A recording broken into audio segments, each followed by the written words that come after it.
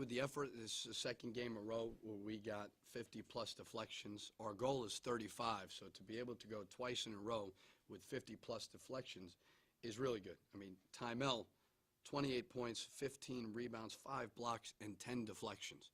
So he's disrupting the game. He's changing the game with his effort. Deflections, all that is a barometer of effort. And they gave great effort versus a very good team and a very well-coached team. So we're really proud of the victory. I mean, that's a very good team. They're only going to get better because they're young, and he's a great coach.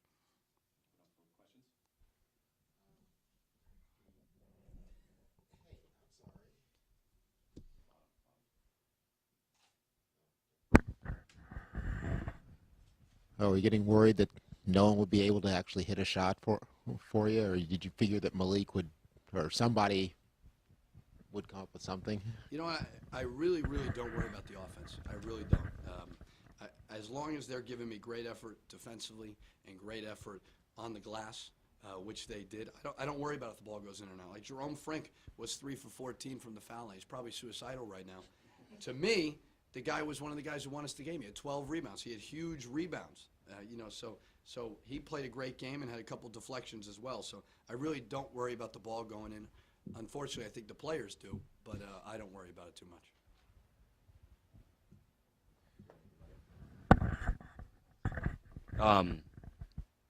You guys were up big, 9, 10 points. They tie it up, like 4 minutes to go. Just talk about the toughness of your team bending but not breaking.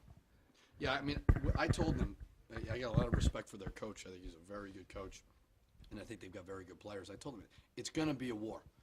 This is going to be a game where even though we're up 9, 10 points, they're going to come back because they're a good team, and he's a very good coach. So I was proud of the way the guys responded because towards the end of the game, things really didn't go well for us. Got a couple of fouls, lost a couple of loose balls, but they just continued to fight through it and showed a lot of heart. And, it's all their hard work has really been paying off. How big was getting their big guy in foul trouble, walking double-double, basically? Yeah, it was huge. I mean, that was part of the game plan. You tell him it doesn't always work that way, but we wanted to really go at him because we have a lot of respect for him. He's a really good player. We tried to get him off the court as quickly as possible because when he's in the game, he is a much, much better player.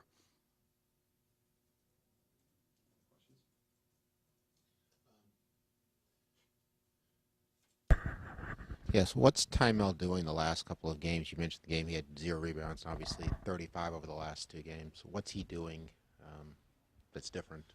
Well, it's all with Tymel mentality. We talk about it all the time because Ty could be one of the best rebounders in our league, as he's shown the last 2 games. And he's just focused on it a lot more.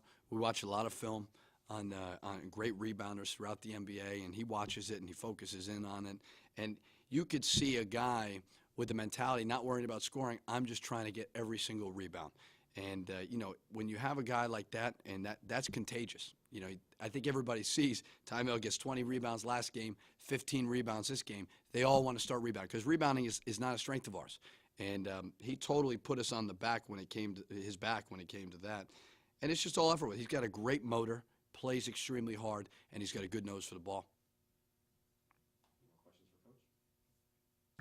Coach, what was more worrying, the 22 turnovers, the 22 personal fouls, or the fact that they were 4 for 19 from the three-point line? I would say that the 22 turnovers was certainly something we've got to cut down. We've got to do a better job of it. I'm not worried, again, about offense. I would say I was more worried about the fact that they hit 12 threes, not that we hit 4 threes. I don't worry about if we hit shots. The problem that we had was giving up 12 threes. I mean, we played pretty good defense. We guarded 38%, but they were 12 for 30 from the three-point line. That's what I worry about more than anything. Off of that, they hit those threes. For the most part, you guys stayed in the zone. Is that the strategy for the most part that you guys want to play throughout? Yeah, I think a lot of people, and it's just a philosophy, some people will disagree with me, some won't. I think when you play zone, people think you give up threes. I don't look at it like that. I look at zone as a way to keep them out of running what they like to do. And most teams have 50, 60 sets, and they only have 3 or 4 of zone offenses.